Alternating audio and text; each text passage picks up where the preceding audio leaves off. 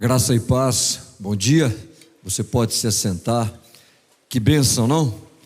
Tenho certeza que você tem sido muito edificado, você tem fortalecido a sua fé aqui, nesse encontro, nessa conferência do GKPM. Eu quero dizer antes de mais nada, como eu também tenho sido abençoado, eu e minha esposa Ângela, que me acompanha, a minha filha Bárbara, o meu genro Rodrigo, todos nós estamos aprendendo muito aqui, com essa palavra, por exemplo, maravilhosa do Sandro aqui para nós nessa manhã, a palavra ontem do Jack, da sua esposa também, o Jack Holly Teams, né, como a gente aprendeu também, a palavra abençoada também do Andrew, com toda a sua família, a sua filha, o seu filho, a sua esposa, o testemunho abençoadíssimo também da Mércia aqui ontem, tudo isso tem edificado os nossos corações, e eu estou dizendo tudo isso porque eu quero até pedir desculpas, que eu gostaria de continuar sendo edificado aqui nessa manhã. Eu sei que após a minha apresentação nós teremos outros irmãos e irmãs que estarão aqui, mas assim que eu terminar eu tenho que sair daqui imediatamente para o aeroporto, porque meu voo, eu embarco às 12h50, então eu quero já pedir desculpa por não poder continuar aqui com vocês nesse encontro tão abençoado para mim e para toda a minha família. Mas eu quero aqui só abrir um parênteses, eu quero agradecer muito ao pastor Michel, ao pastor Pascoal, pela generosidade, pela hospitalidade com que eles nos receberam aqui nessa igreja maravilhosa, e por eles eu quero agradecer todo o time aqui que nos atenderam, organizaram os slides, tudo certinho. Deus possa estar abençoando a cada um de vocês, viu? Muito obrigado por tudo.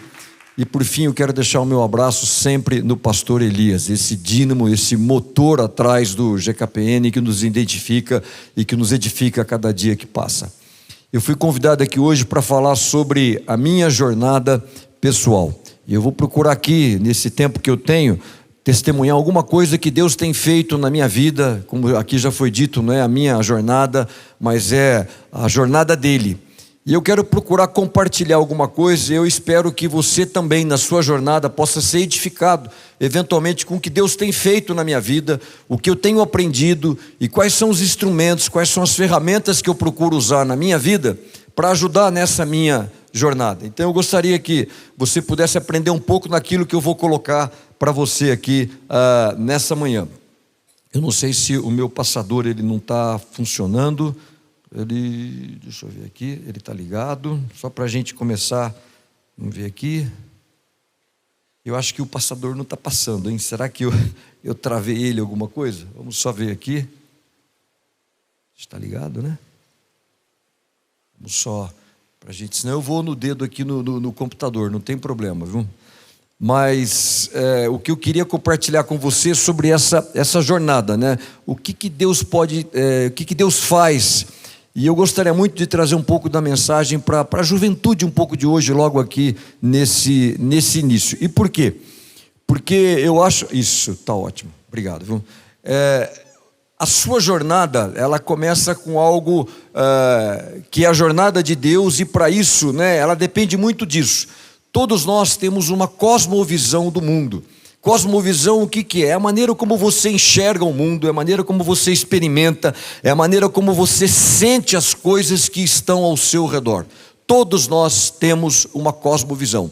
O que é importante para mim e para você, que eu quero dizer nessa manhã? Que você tenha uma cosmovisão cristã, uma cosmovisão de Cristo, uma cosmovisão da Bíblia. E essa cosmovisão, ela é como um legado, é alguma coisa que você aprende. Eu aprendi isso, eu nasci num lar evangélico, eu aprendi isso com os meus pais, com os meus avós. E talvez se eu pudesse definir um versículo dessa cosmovisão, é exatamente esse Salmo 135, 6. Esse era um versículo que a minha avó sempre dizia, e ela dizia sempre isso: o Senhor, Ele faz o que Ele quer.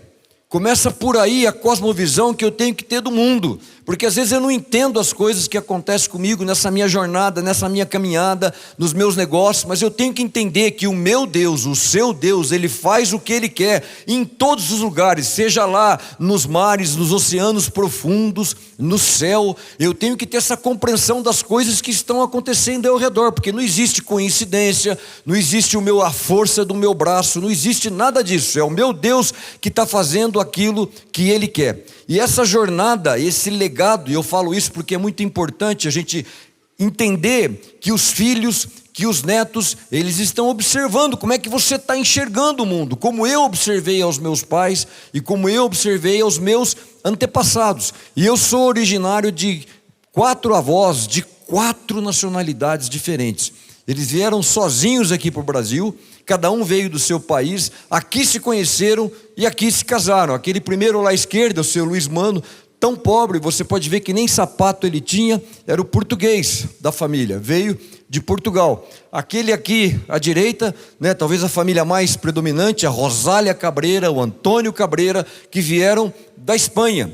Essa aqui embaixo à direita veio da França. E ontem eu me lembrava da minha avó. Quando o Andrew aqui fez uma projeção, ele falava daquele diálogo do Senhor Jesus com Pedro, né? E chegando um momento em que Jesus fala para Pedro: olha, Pedro, apacenta as minhas ovelhas. E eu estou dizendo isso para você ver como é importante o legado, porque eu nunca me esqueci da maneira como o meu avô tratava a minha avó. Era um respeito tão grande. E ela contava uma história quando eles eram solteiros e se conheceram numa igreja. E quando eles iam na escola dominical da igreja, o professor fazia uma chamada, dizia o nome do aluno, e o aluno respondia, ou falava presente, ou a maioria deles falavam um versículo bíblico. E a minha avó se chamava Davina, que era com D. E o meu avô se chamava Pedro, com P. Então, o nome da minha avó era chamado por primeiro. E quando dizia o nome dela, Davina, e ela respondia com um versículo bíblico. E ela pegava aquele trecho anterior a que o Andrew mostrou aqui, quando Jesus fala, apacenta minhas ovelhas, porque num determinado versículo anterior, Jesus diz o seguinte: Pedro, tu me amas? E ela dizia esse versículo, e dizia assim: Pedro, tu me amas? Aí o professor fazia as chamadas, e quando chegava o versículo dela, ele dizia: tu sabes que eu te amo. Então era uma coisa engraçada, porque ele mostrava esse relacionamento dessa daqui que está, aquele respeito, aquele carinho com essas coisas, né? Esse outro aqui, o italiano, esse gostava de um bom vinho. Na realidade ele era até quase assim um alcoólatra. Ele veio da Itália e veio para trabalhar com madeira. Ele tinha uma habilidade, um dom para trabalhar com madeira. Ele era um carpinteiro. E ele foi empregado, quando chegou aqui no Brasil, na construção da estrada de ferro no estado de São Paulo. E como ele sabia mexer com madeira, colocaram ele nas construções das pontes. E as construções das pontes eram feitas geralmente dentro de rios. Então ele usava a desculpa que ele trabalhava na água, que era frio e ele precisava tomar vinho. Então todo dia, depois do trabalho, meu avô exagerava na dose do vinho.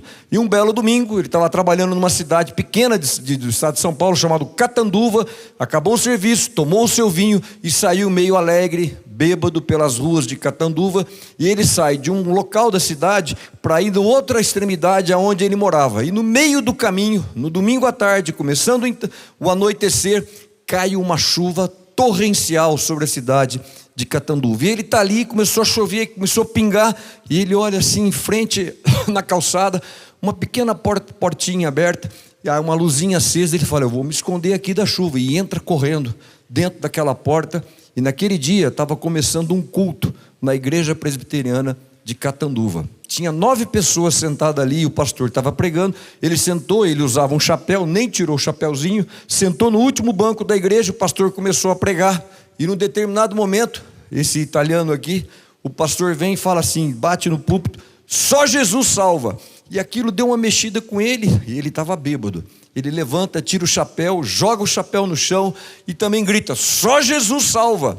Todo mundo olha para ele. Havia um presbítero do lado. O presbítero vai lá, pega aquele chapéuzinho, devolve o chapéu para ele. Ele senta novamente. O pastor continua pregando. O pastor repete novamente: só Jesus salva. Ele vai lá, levanta, joga o chapéu. O presbítero vai lá e pega o chapéu. Aquilo se repetiu por 5 vezes. Terminou o culto, o Belino sai com o chapéuzinho, vai embora. E quando ele chega para minha avó francesa, ele fala assim: olha, nossa, você precisa ver que lugar gostoso que eu fui. Não me colocaram para fora daquele lugar. E eu gostaria que no próximo domingo você fosse lá. Ele tinha 5 filhas naquela época. E você levasse as meninas naquele lugar. A minha avó nem liga muito, ele deve ter bebido, nem sabe aonde ele foi. Isso num domingo à noite. Na segunda-feira, próximo ao almoço, tocam a campainha, batem palma lá na casa deles, muito simples.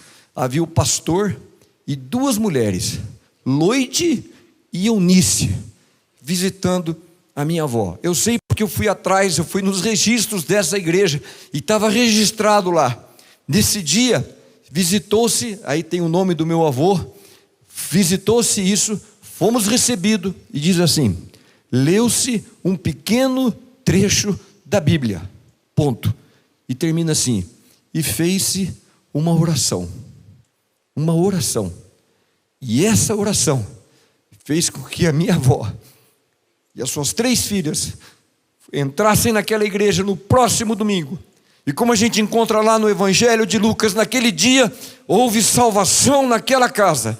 E hoje, até 6 gerações posteriores, essa casa continua na igreja, graças a esse italiano. Então Deus, às vezes a gente fala: Deus, aquele Deus do Velho Testamento, Ele não faz os milagres hoje, Ele faz. Nós às vezes que não temos a capacidade de entender o que está acontecendo ao nosso redor. E é isso que eu quero que você entenda como jornada. O que os meus pais fizeram, como o pai de cada um de vocês, os seus avós, e o que vocês estão fazendo pelos seus filhos e pelos seus netos. Mas eu quero começar falando alguma coisa aqui, talvez um pouquinho... Eu não sei se eu estou apertando errado desculpe, viu, o meu passador de slides, mas que novamente ele acabou dando uma travada aqui, viu? Puxa vida, ele não está, deixa eu ver aqui. Isso. Ele passou rápido, mas tudo bem. O que eu queria dar uma mensagem aqui para você é o seguinte: ele está passando ali, aqui tem outro, né? Bom, é aquele lá que eu queria mostrar. Nessa jornada, às vezes a gente acha que as coisas aconteceram. Tem tanto pessimismo, e principalmente para os jovens. É impressionante como às vezes eu vou conversar com a juventude aí fora. Nossa, mas esse mundo é tão difícil, esse mundo tem tantas coisas erradas. É claro que esse mundo tem tantas coisas erradas. Veja só, todos os anos 300 mil mulheres morrem de causas relacionadas à gravidez. Hoje 65% das pessoas no globo vivem ainda com menos de $10 por dia.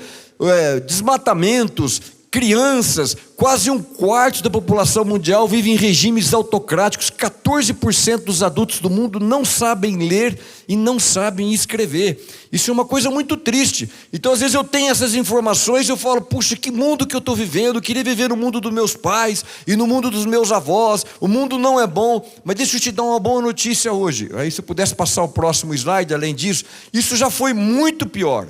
As coisas eram... Isso, olha só. Se hoje morrem 300 mil, antes morriam 530 mil. Se hoje você tem aí 10% que não vive com $10, há pouco tempo era 21%. Então cada um desses números, há anos atrás, eles eram piores do que eram hoje. Então o mundo, ele tem melhorado. Eu estou dizendo isso porque na sua jornada, você como um cristão, que você tem um líder diferente, você tem aí uma bússola diferente, você não pode acreditar que as coisas estão... Claro que nós temos dificuldades, mas o mundo tem melhorado. E até eu sabia que o Andrew... Obrigado, viu? Até o Andrew vinha aqui, eu fiz um vídeo interessante para tentar te mostrar isso, para te passar uma mensagem, apesar de trocas de governo. Não sei qual é o problema que você tem na sua empresa, mas veja como o mundo melhorou. Eu digo isso porque eu fiquei incrível, né? A Inglaterra, há pouco tempo, antes da rainha falecer, eles comemoraram 70 anos de reinado. Que coisa incrível um país ter uma rainha por 70 anos. Eu peguei esse período da rainha Elizabeth, dos seus 70 anos, e fiz esse pequeno vídeo que eu queria que você prestasse muita atenção. O que aconteceu no mundo e principalmente o que aconteceu no Brasil nesses 70 anos. Preste atenção.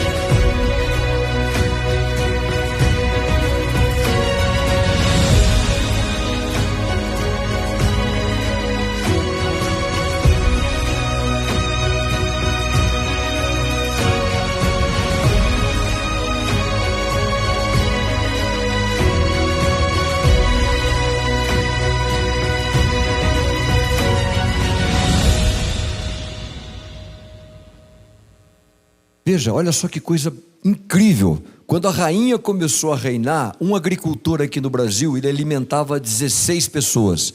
Hoje, o mesmo agricultor alimenta 200 pessoas. Então, o mundo melhorou. Eu não posso, na minha jornada, ser aquele cara pessimista. Eu me lembro quando eu era criança, tinha esse personagem, né? Ó céus, ó vida, ó azar, eu sei que não vai dar certo, nem adianta você começar isso. Não é assim que um cristão encara, não é assim a minha jornada. Eu enfrento inúmeras dificuldades. Na área agrícola, a gente tem movimentos sem terra, movimentos indígenas, coisas ambientais, mas eu sempre procuro encarar isso com otimismo, porque é assim que um cristão tem que viver. Dessa maneira, porque o meu Deus, Ele é dono de tudo isso. Ninguém pode mudar aquele destino que Ele está traçando, aquele ponto futuro, como o pastor Sandro aqui colocou. E se eu tivesse que dar um quadro hoje do que é o cenário desse nosso país, eu lembro muito desse versículo aí como agricultor que eu sou, Mateus 25:35, porque eu tive fome e me destes de comer. É isso que o nosso país, que o meu e que o seu Brasil hoje nós estamos fazendo. Mandamos comida, mandamos alimento para mais de 200 países, não só alimento, como a gente está mandando suco de laranja, a gente está mandando uma série de outros produtos. Que coisa incrível, né? Que futuro, mesmo que você não trabalhe no agro. Por que isso? Porque hoje nós temos ainda 90 milhões de hectares disponíveis e nascem 4,7 pessoas, principalmente na China, principalmente na Índia, né, em relação ao número de pessoas que estão morrendo. Então você cada vez mais tem mais bocas a serem alimentadas. Então isso descortina, isso mostra o futuro que a gente vai ter em relação a isso. Agora, nessas coisas que estão melhorando, na performance que eu tenho no meu negócio, naquilo que eu sou mais eficiente, uma coisa eu guardo no meu coração. E você tem que guardar no seu negócio, que é isso daí, porque eu tenho que me lembrar que é Deus que me dá força para adquirir riquezas. Eu tenho um bom time, eu tenho uma coisa incrível nas nossas empresas, os nossos colaboradores, mas eu tenho no meu coração que é Ele que dá força, que dá capacidade, que dá habilidade para que eu possa prosperar. Então não é porque eu sou inteligente, não é porque eu sou bom, não é porque eu fiz pós-graduação, nada disso. Eu não sei o que você fez na vida, mas você tem que ter essa consciência também na sua jornada, que é Deus que coloca força no teu braço, a inteligência na sua mente, para que você possa prosperar. Então esse versículo ele faz parte realmente da minha vida. E quando eu tenho isso, eu posso entender os planos de Deus, como Isaías fala, que o plano dele não são os meus planos, né? Às vezes eu traço aquele plano lá em cima, né? Nossa, tudo vai dar certo, é isso, estou fazendo assim, eu calculei, eu vi os custos e vai assim. E de repente as coisas que acontecem, elas são totalmente diferentes. O plano de Deus realmente nunca é e nunca vai ser o meu plano. Agora, eu tenho que entender, porque tudo pertence a Ele. Então, quando eu tenho essa percepção, a jornada fica mais fácil. A gente pode caminhar realmente melhor. E uma das coisas que, principalmente esse avô meu, da parte espanhola, que ele dizia, era a respeito da preguiça. E ele sempre dizia, não existe nenhum livro que condena tanto a preguiça como a Bíblia. E ele usava muito aquele Provérbios 20:13, né? Não ames o sono, para que não te empobreças. Então ele usava muito isso, ele falava dessas coisas, né? E eu digo isso porque eu vejo uma sociedade de hoje como a gente quer evitar o trabalho, né? A gente quer trabalhar menos horas por dia. A Bíblia diz o que? O seguinte, guardarás o 7º dia. E diz o que em relação ao restante? Trabalharás 6 dias. Poucas pessoas, eu não estou criticando isso, trabalham 6 dias por semana, mas é assim. Nós precisamos resgatar nessa nossa jornada aqui o valor do trabalho, porque o trabalho ele nos dignifica, ele mostra o que somos, o que acreditamos e para que nós estamos aqui. O trabalho não é uma maldição, o trabalho é realmente uma bênção. E nisso, o que é importante nesse trabalho, e aqui ninguém está falando só de prosperidade ou de riqueza, mas nós estamos falando de algumas coisas que a Bíblia realmente me ensina, e principalmente, que olha só, o homem de bem deixa uma herança aos seus filhos. Eu não sei qual é a sua jornada que está aqui, mas eu me preocupo. Eu não estou preocupado aqui com coisas materiais, mas eu estou preocupado em deixar um legado, uma herança aos meus filhos e aos meus netos. Você tem que colocar isso no seu coração. É impressionante às vezes que a Bíblia fala sobre isso, e às vezes a gente fica preocupado. Isso aí é a teologia da prosperidade. Não, longe disso. Os pais devem entesourar para os seus filhos. Esse é o propósito nosso. Eu não estou ali só para ganhar dinheiro, para comprar mais terras, para expandir áreas de soja ou áreas de cana, mas eu estou ali porque eu quero que meus filhos também possam sentir isso, e quando eles entesourarem, quando eles ganharem essa herança, eles possam continuar a investir. Eu tenho que ter essa, e eu interpreto esses versículos, porque como é que eu consigo imprimir Bíblias? Como é que eu consigo trabalhar nos Gideões? Como é que eu consigo mandar missionários para a África? É quando eu estou entesourando, porque a partir disso eu posso dizimar, eu posso ofertar, eu posso levar as coisas adiante e assim por diante. Agora, dentro dessa cosmovisão, qualquer outro versículo extremamente importante, não só o que meu Deus faz, o que Ele quer, mas olha só que bonito isso lá em Salmos 24:1. Ao Senhor pertence a terra e tudo o que nela se contém. Pertence a minhas vacas, pertence a minha soja, pertence a minha cana, a usina, os tratores, os caminhões, os meus colaboradores, tudo que tem no mundo e os que nele habitam. É assim que é a sua jornada? É essa visão? Você pensa que é seu? Ou você pensa que é da sua família? Não, é de Deus. É isso que faz a jornada ficar mais fácil. É essa mensagem que você tem que procurar passar para os seus filhos e assim por diante. Até por quê? Porque tudo pertence, de tal maneira que depois você possa usar essas riquezas para fazer alguma coisa que toque o seu coração. Isso é uma das coisas que toca o meu coração. Eu não sei se você sabe, existe ainda 2 países no mundo, a República Centro-Africana e Madagascar, que a gente tem aquele filme que é tão bonitinho, né? Mas Madagascar ainda é um dos países onde as pessoas vivem com menos de 2.000 calorias por dia. Então eu preciso fazer alguma coisa, eu como cristão, porque eu interpreto assim, a caridade ela não é do Estado, a caridade ela é nossa. Essa mensagem da Bíblia é dada ao indivíduo, não é dada ao Estado assistencialista e assim por diante. Então eu preciso trabalhar nisso. E nessa jornada, às vezes a gente se decepciona, a gente fica triste, fiquei frustrado, as coisas não deram certo, mas não tem nada mais que me ajuda em lembrar essas coisas, que todos são pecadores. O quê? Viu o Senhor que a maldade do homem havia se multiplicado na terra, e ela continua se multiplicando. Você tem que ter isso no coração quando você for fazer os seus negócios. Você tem que aprender a confiar, você tem que aprender a ter um bom time, mas não se esqueça disso. Aliás, isso até deu um prêmio Nobel de Economia, Romanos 3:23, porque todos, sem exceção, todos, o seu braço direito, não, todos pecaram e eles carecem da glória de Deus. A minha jornada, ela fica mais fácil, ela fica mais leve quando eu entendo isso, né? Pobre do homem que confia no homem. Eu não estou desconfiado, eu sou só um cara desconfiado. Não, mas eu sei o que meu Deus me ensina através da Bíblia. E se eu tiver um livro, né, de autoajuda, se eu tiver um livro, o melhor coach para mim nos meus negócios é a Bíblia. Quando eu vou pegando esses versículos e vou facilitando realmente aquilo que seja a minha jornada. Exatamente para que eu possa ajudar as pessoas. A minha cidade, por exemplo, tem um problema incrível de população de rua. Há um aumento assustador de mendigos. E eu acho que todo cristão, cada vez que você vê uma pessoa ali numa sarjeta, o que a gente vê? A gente vê apenas ali uma boca a ser alimentada, e não é isso. O que você vê ali na sarjeta é um talento, é um dom, é uma habilidade que a sociedade ela está desperdiçando. Pode ser que você tenha ali um médico, você tenha ali um carpinteiro, você tenha ali um jardineiro que está naquela situação com a falta de dignidade e assim por diante. Então, por exemplo, a Missão Vida, a gente faz isso. Eu acho que você tem que se envolver nessa sua jornada em algo que procure te ajudar junto com os seus negócios, para que você possa avisar. Por quê? Há um versículo que me incomoda muito na Bíblia, mas muito, toca no meu coração, me cutuca. Sabe aquela expressão, está cutucando a onça com vara curta? É esse versículo para mim que diz o seguinte: olha, portanto, aquele que sabe que deve fazer o bem e não o faz, está pecando. Você pode ter certeza, você vai sair daqui dessa conferência aqui do GKPN com tudo isso que você ouviu, e se você não fizer alguma coisa, você vai estar pecando.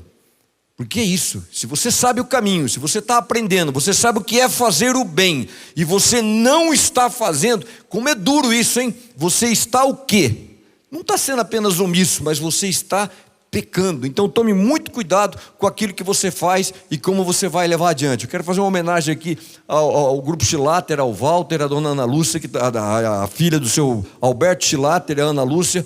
É incrível, por exemplo, que a gente pode fazer nas nossas atividades, ser um grupo tão simples. Produtores de soja, comandados pelo seu Alberto Schlatter, aquele que está ali no meio, tem 91 anos de idade. Suíço, né, família de suíços que vem aqui, tem uma fortuna imensa, poderia estar acomodado, mas não, resolveu criar um grupo de agricultores chamado Com Cristo no Cerrado.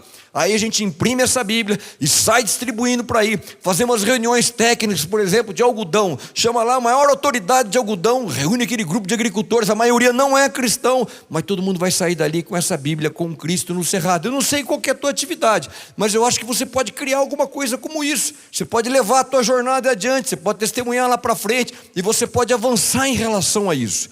E outra coisa que eu aprendi nessa minha jornada, principalmente em relação com a minha mãe, essa questão do tempo, né?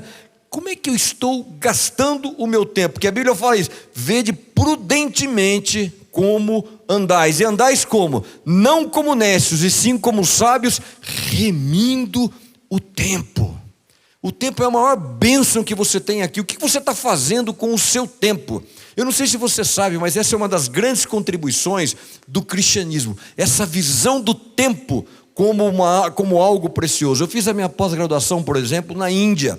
A Índia tem uma noção do tempo diferente o hinduísmo. Não é uma crítica, mas é uma realidade deles. Eles acham que o tempo é uma coisa circular. Quer dizer, você está aqui hoje, você vai depois reencarnar, você vai continuar ali naquele tempo, e não importa o que você faça, você não vai nem prosperar e você não vai nem caminhar para trás. Então o tempo para eles não tem muito valor. Por isso que você ainda encontra muitas pessoas da Índia que não tem nem ideia em que ano que nasceu, em que dia que nasceram. Agora o cristianismo não, ele veio, né, e mudou, tanto é que o relógio é uma criação do regime, do sistema protestante, né, porque como é que eu estou gastando o meu tempo, né, como é que eu estou usando isso? Então na minha jornada eu me preocupo muito com isso, como é que a gente está usando, como é que a gente está aproveitando esse tempo, e como é que eu posso aproveitar meu tempo? Estando aqui, por exemplo, vendo esses testemunhos incríveis, e como eu aprendo com o GKPM, olha que coisa incrível isso, uma das últimas reuniões que eu fui no GKPM, esse que você está vendo aqui à esquerda,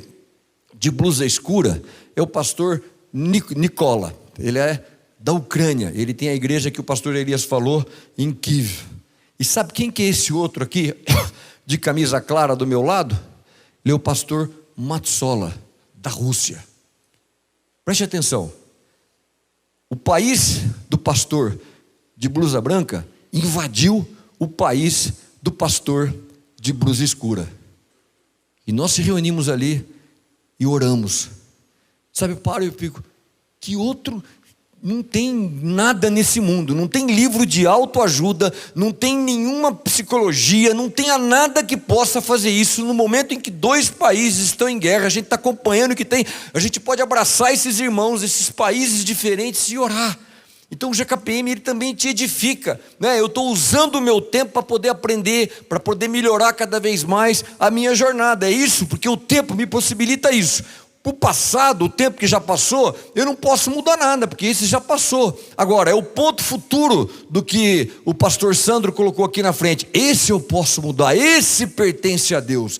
Então o meu tempo, como é que eu estou gastando o meu tempo? É isso, eu posso mudar essas coisas do futuro. Qual é a intersecção? Eu vou subir numa árvore, eu quero ver Jesus, eu não sei, mas você tem que saber como usar aquele tempo futuro. Então na minha jornada eu procuro muito ficar atento nessas coisas, né? O que está acontecendo. E quando eu penso no futuro, eu penso muito nos meus filhos. E se tem hoje algo, na minha opinião, que a sociedade contemporânea ataca violentamente, é a família. E eu acho que é uma compreensão muito grande da igreja cristã hoje com a educação. A gente está terceirizando a educação, a gente está entregando essa educação dos nossos filhos, às vezes para a maioria de escolas que são anticristãs.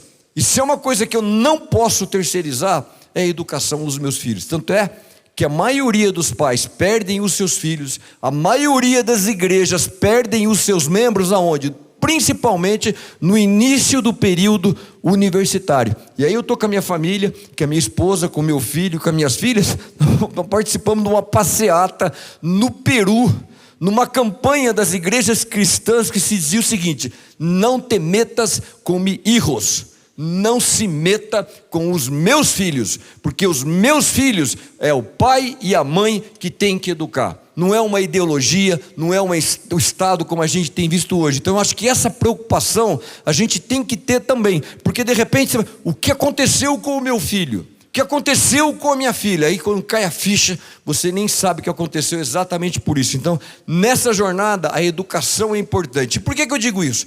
Eu acho que esse desenho mostra muito o que está acontecendo. Isso é uma crítica, sim, à sociedade contemporânea. Nós vivemos numa sociedade ocidental, e eu vejo isso na minha jornada. Isso é um desafio para mim, que ela tem uma base do cristianismo e que agora está sendo retirado isso. É impressionante como cresce o ateísmo, o que está acontecendo, por exemplo, na Europa. Nós visitamos agora recentemente a Escandinávia. O maior percentual de ateus do mundo está hoje na Suécia, na Noruega, na Dinamarca. E a hora que você retirar essa fundação, esse alicerce principal, como se essa igreja aqui, você tirasse aqui os seus pilares, isso vai desmoronar. O resultado não vai ser bom em relação a isso. E para isso, o que eu interpreto nessa minha jornada, e eu tenho grandes desafios para que ela seja realmente uma boa jornada, eu enxergo muito isso. Essa foi uma das grandes batalhas do cristianismo, chamada a Batalha de Lepanto. Naquela época, os inimigos do cristianismo eram o Islã radical. Então essa foi a Batalha de Lepanto. Aquele grande escritor espanhol chamado Miguel de Cervantes, ele lutou nessa batalha, foi ferido, até que um dos apelidos de Miguel de Cervantes era o Manco. Então foi uma batalha assim, fundamental. Por que eu estou dizendo isso?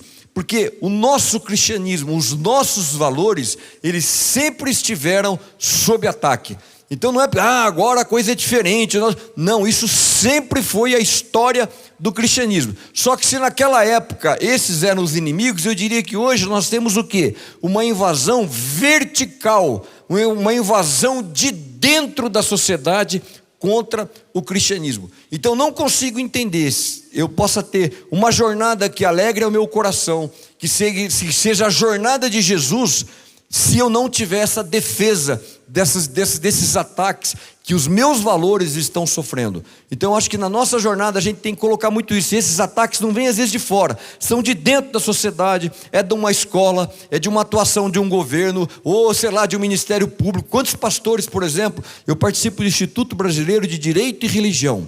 Semana passada a gente estava fazendo uma vaquinha entre empresários para mandar um advogado para o interior da Paraíba, para liberar um pastor que foi preso porque ele disse em um sermão dentro de uma igreja. Começa a acontecer isso no Brasil. Então eu não consigo entender se a minha jornada ela caminhar para frente, se ela não for também para frente. É claro, eu tive uma jornada política, eu não posso deixar de falar isso, mas eu me lembro muito disso, que a Bíblia me ensina muito clara. Eu não sei aonde você vive, em que estado, em que cidade, mas a pergunta que eu faço é: você tem participado das coisas? Porque é interessante que o verdadeiro crente, o verdadeiro cristão, ele aconselha os governantes. Ele pode aconselhar um vereador, ele pode aconselhar o prefeito da sua cidade, ele pode aconselhar o governador, até o presidente da república. Daniel aconselhou o rei, José aconselhou o faraó, Mordecai aconselhou o rei. Então essas figuras monumentais das Bíblias, eles não eram omissos nas suas jornadas, e são jornadas que nos inspiram, são jornadas que nos trazem exemplos. E você na sua jornada, você tem participado? Não, isso não é comigo, política eu quero longe, eu só quero ficar na igreja. Esse é um dos erros. Não estou falando que você tem que ser candidato, entrar numa eleição, não se trata disso, mas você tem que se envolver, aconselhar, participar das coisas, porque hoje a gente tem que fazer isso, para que amanhã a gente não seja proibido o quê? De falar de Jesus. E às vezes você vai fazer... Isso aí é uma distribuição de Bíblias na Venezuela, que nós fizemos pela Sociedade Bíblica do Brasil. Eu não gosto do sistema político da Venezuela, mas nem por isso eu não vou lá, porque hoje, não sei se você sabe, para comprar uma Bíblia na Venezuela, você precisa de 3 meses e meio de salário. Ou seja, ninguém hoje consegue comprar uma Bíblia na Venezuela. E a gente não está nem preocupado, às vezes, com as ovelhas, com os membros de uma igreja, mas nós estamos preocupados com os pastores. Por quê? Porque pastores estão sendo formados na Venezuela e eles não têm recursos para comprar uma Bíblia. Isso aí foi uma entrega de 5.000 Bíblias para pastores recém-formados na Venezuela. Então, na tua jornada, você tem que estar preocupado com o que está acontecendo ao seu redor. Não pode ser apenas com você, mas em relação àquilo que está no futuro. E outra coisa, na minha jornada, essa foi uma lição que eu aprendi, eu quero passar com você. Eu e você, nós temos que termos posição. Nós não podemos continuar de braços cruzados, de olhos fechados, porque não é isso que a Bíblia fala. Olha o que a Bíblia fala ali, quando Elias chegou ao ponto do povo e disse: até quando cocheareis entre dois pensamentos? Até quando a igreja cristã vai se acomodar? Não, mas essa arena aí não é minha, essa é uma arena do mundo secular. Não é isso que ele está falando ali, é muito claro. Eu tenho que ter uma posição em relacionamento com o que está acontecendo. E olha só que interessante esse outro versículo ali: exortando-vos o quê? A batalhar. Ao quê? A arregaçar as mangas, a ir para a luta, sair da arquibancada, a ir para a arena. E de que forma? Diligentemente. Ninguém está falando em ser agressivo, ninguém está falando em ser violento, não se trata disso. Mas eu tenho que estar a postos, em guarda, na arena, defendendo aquilo que eu acredito. Até que Martin Luther King, um pastor batista, ele tinha uma frase fenomenal. E ele dizia o seguinte: o quê? Que o pior do que o governo dos maus é o silêncio dos bons. Então, na minha jornada, eu não posso ir adiante se eu realmente não levar essas coisas. E aí, o que é que me anima? É quando você possa viajar e você vê esse testemunho, você vê a jornada de tantos irmãos com tantas dificuldades diferentes da minha e como eles se posicionam. Isso aí, por exemplo, é um pequeno vilarejo na Groenlândia chamado Oquassut. Esse vilarejo está a 400 quilômetros ao norte do Círculo Polar Ártico. O verão aí é menos 35 graus, para você ter uma noção. Esse pequeno vilarejo aí tem 27 pessoas. Das 27 pessoas, 6 são crianças. E sabe aonde essas crianças têm a escola? Na igreja. Não tem escola, não tem nenhum órgão público lá, é na igreja. Então é a igreja, né? Cumprindo, isso que é uma jornada bonita, a gente testemunhando, levando essas mensagens, dando valores para essas coisas, que elas possam ir adiante. Agora, não espere que na sua jornada aqui você vai ser popular. Pelo contrário, você quase com certeza você vai ser impopular, porque é isso que a Bíblia já me ensinou há milhares de anos atrás. Olha que coisa interessante. Disse Saul a Samuel: eu pequei por quê? Porque eu transgredi o mandamento do Senhor e as tuas palavras. E por que eu transgredi? Porque eu temi o povo. Puxa, eu ia ficar impopular, o povo não queria isso, o povo queria outra coisa, e eu resolvi seguir o povo. Então, geralmente, na minha jornada, nas decisões que eu tomo, muitas delas, elas não são populares, às vezes elas são incompreensíveis, mas a gente tem que tomar, porque é isso que a Bíblia me ensina. E tem inúmeros exemplos, né, de irmãos que foram lá, né, para que eu não possa querer popular, mas eu tenho que seguir uma Bíblia só, uma palavra só. Eu vou falar uma coisa aqui que é polêmica. Você fala: por que você está falando isso na sua jornada? Vou, porque isso é um negócio que me gera um desconforto.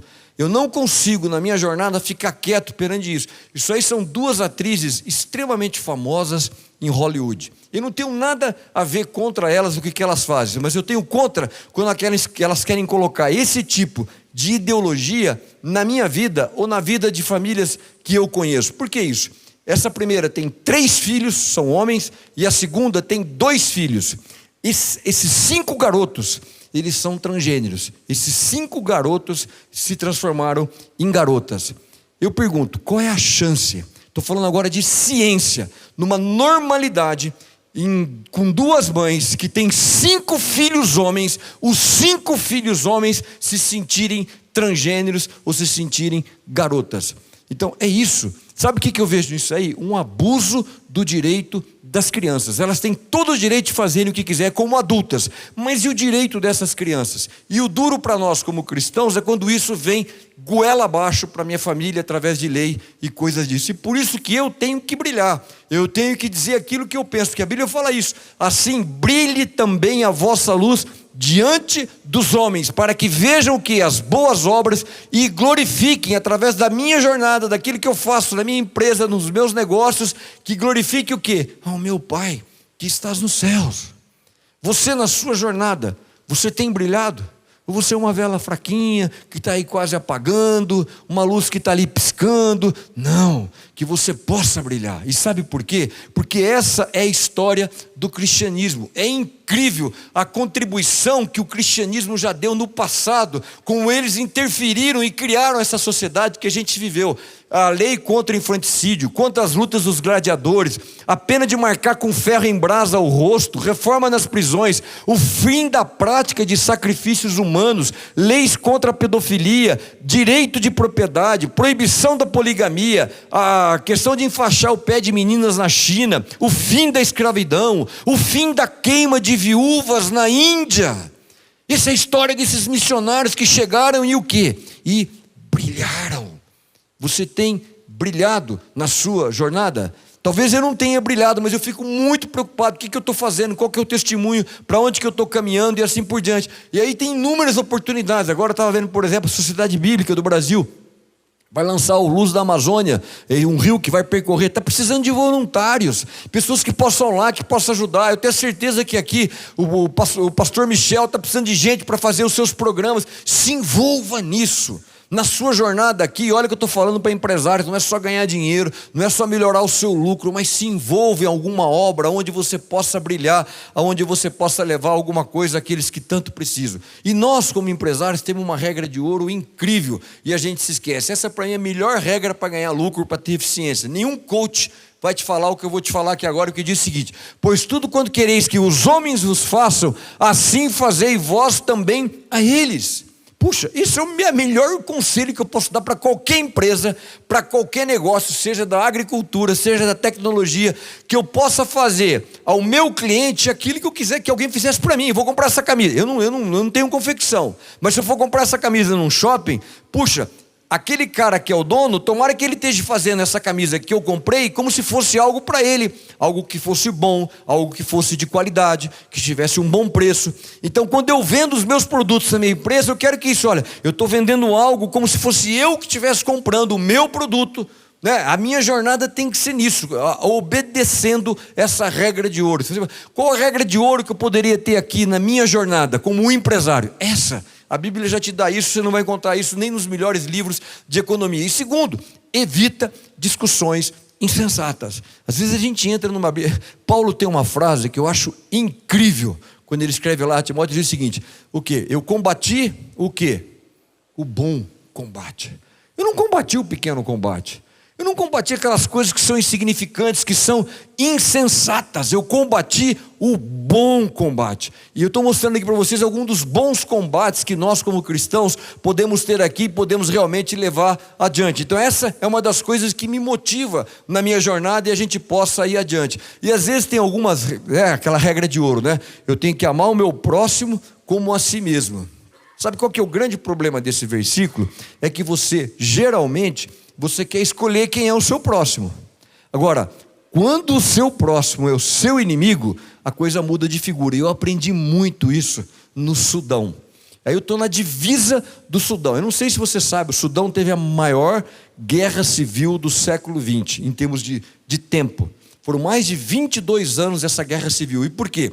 Basicamente foi uma guerra religiosa dos muçulmanos contra os cristãos, uma perseguição terrível. Tanto é que se dividiu. O Sudão era o maior país africano. Se dividiu o Sudão. Você tem o Sudão e você tem o Sudão do Sul. E o Sudão do Sul foi o local que se criou seguro para que os cristãos migrassem e vivessem lá. Mas eles ainda vivem. Tanto é que o Sudão ainda continuou. Voltou agora a instabilidade no Sudão. Mas eu estou dizendo isso porque a gente estava próximo aí, mais ou menos a uns 3 quilômetros. Isso é a Sociedade Bíblica, que é Khartoum, né? E a 3 quilômetros você está na divisa do Sudão.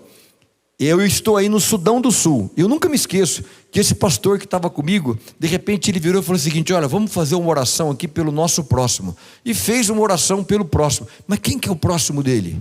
Ele teve o pai e a mãe mortas pela guerra, pelos vizinhos dele. Mas ele está pedindo uma oração pelo vizinho. Que coisa incrível, né? Fazer ao meu vizinho, amar o meu vizinho como eu amo a mim mesmo. Quer dizer, agora, o meu próximo, o meu vizinho, não é eu que escolho, mas às vezes é aquele cara que está num negócio que eu não gosto. Então na jornada eu procuro muito me lembrar disso, porque eu não posso escolher quem que é o meu vizinho e assim por diante. E nessa jornada, uma coisa extremamente importante você descobrir qual é a sua vocação. Isso é um negócio muito simples. Qual é o dom?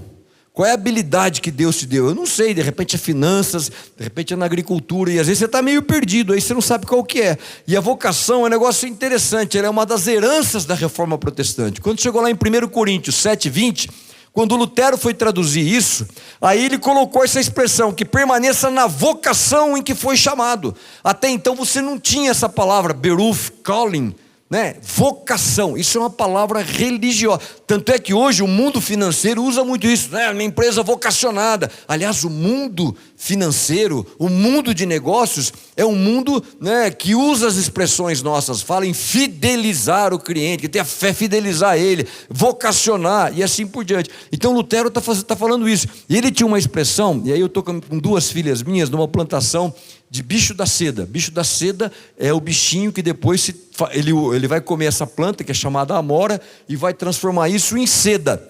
E Lutero falava muito isso, né? Que nós, eu e você, nós somos as lagartas de Deus. Ou seja, a gente começa a trabalhar, cada uma lagartinha trabalhando, e nós vamos construindo essa tapeçaria desse mundo que está ao redor. Cada um descobrindo qual é a sua vocação, e vai construindo esse tapete, e vai montando esse mundo. Agora, a gente precisa saber qual que é a vocação, qual que é o meu chamado.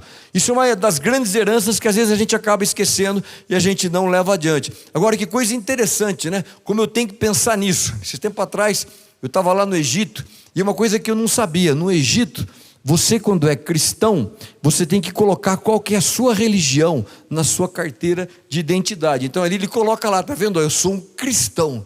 Já pensou que coisa horrível isso? Né? Aqui ninguém pergunta o que você é, se você é aqui da PIB daqui, do Bacaxeri, sei lá de coisa. Tanto faz. Agora lá não. As pessoas perguntam se você é cristão. E quando você é cristão, em muitos países, você enfrenta inúmeras restrições. Restrições no negócio, restrições, por exemplo, você não pode ser funcionário público. Então, às vezes eu reclamo da minha jornada aqui. E a jornada desses meus irmãos lá, como é que são? Completamente, você tem na carteirinha carimbado que você é você mostra ela, sei lá, num banco, fazendo um financiamento, o cara olha cristão, fala, que coisa, né? E eu fico reclamando das coisas que eu tenho e das coisas que eu poderia levar adiante. E nessa minha jornada, naquilo que eu faço, se tem uma coisa que me alegra, que deixa o meu coração assim transbordando, é o seguinte. Aliás, uma coisa interessante para você aqui. Pelo menos até onde eu sei, Jesus só falou uma única vez de um púlpito. Todos os outros ensinamentos que Jesus fez, ele fez por aí, ele fez no mercado, ele fez na rua, ele fez fora de um templo religioso. E às vezes a gente pensa que é o contrário, que essas coisas eu vou aprender só daqui, só de um púlpito, só de uma igreja. Agora, mais do que isso, não só porque ele falou as coisas aí fora, falou no mercado, é porque ele era um carpinteiro, ele tinha uma profissão. Que coisa maravilhosa isso, né? Às vezes eu fico parado pensando, né? Sei lá, Jesus deve ter consertado a cama de alguém, a porta de uma casa. Dessa pessoa uma porta consertada por Jesus, como carpinteiro. É isso que ele fazia, né?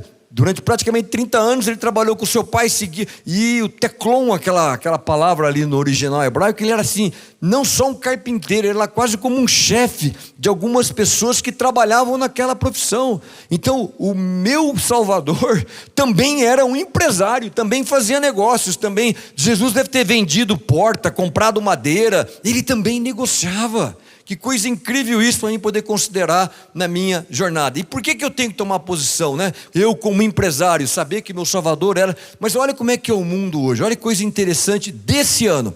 Esse aí, por exemplo, e hoje eu tenho que falar de mídias sociais, foi o Google, no Dia Internacional da Mulher. Olha lá o que eles estampou. Eu não tenho nada contra. Eu acho interessante você poder comemorar isso. Isso aqui foi no dia do Orgulho Day, Orgulho Gay. Também colocou lá, fez a comemoração, prestou a sua devida homenagem. Aqui no Dia da Consciência Negra. E olha que bacana, cada um tem os seus feriados, essas coisas todas. Agora, aqui é o principal feriado do cristianismo, que é a Páscoa. Quando eu comemoro a ressurreição do meu Salvador. O que o Google fez? Nada, em branco.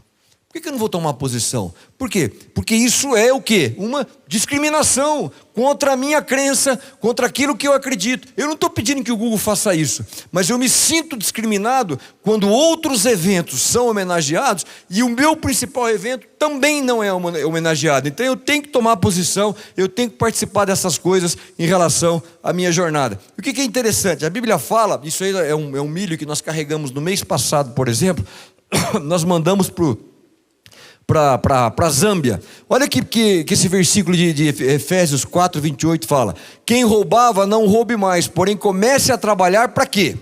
A fim de viver honestamente e o quê? Poder ajudar os pobres.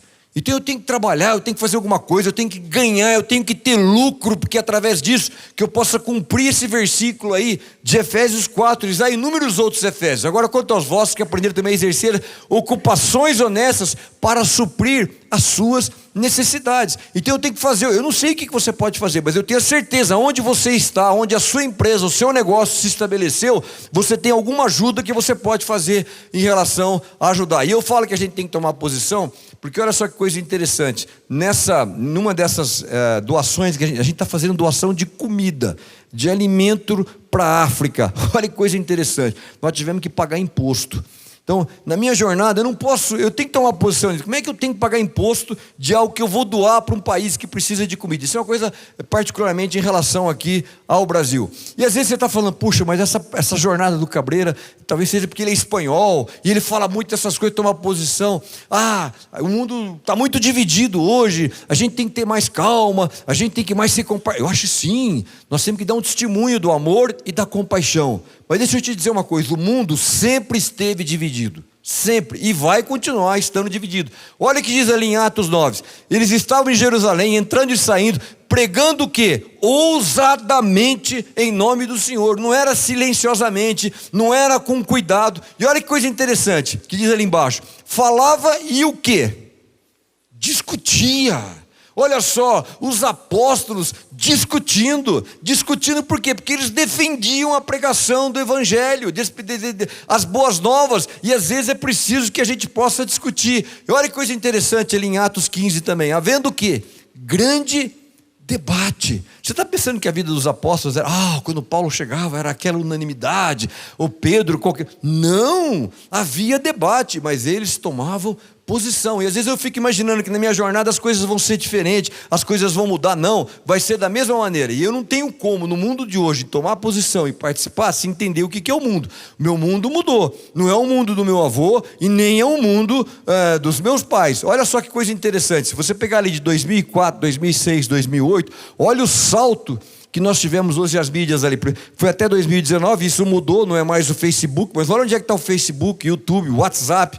É dessa maneira que a geração mais nova ela passa. Não sei se você já viu aquele estudozinho, né? Em média, estou aqui arredondando os números, né? Hoje um jovem, até os 17 anos, ele passa, se você pegar o tempo, ele passa 60% do tempo dele nas mídias sociais.